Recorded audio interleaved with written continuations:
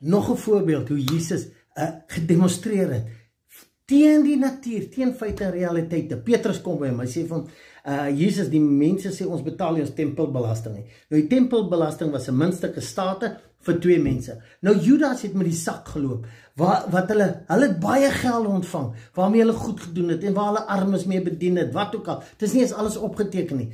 Jesus kon maklik gesê, Petrus, gaan gou vir Judas se stater en betaal het, die man en nie sê ons is teen die wet nie. Nee, wat sê hy vir hom? Gaan gou see toe, vang die eerste vis, en haal uit sy bekke stater.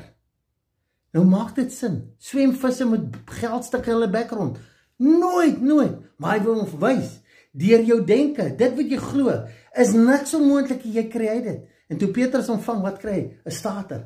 En dis hoekom, ons sou beredeneer het, maar as hy van sy trollie af, hoe werk die storie? Dit gaan nie oor die feite en realiteite nie, dit gaan oor die prentjie in jou kop.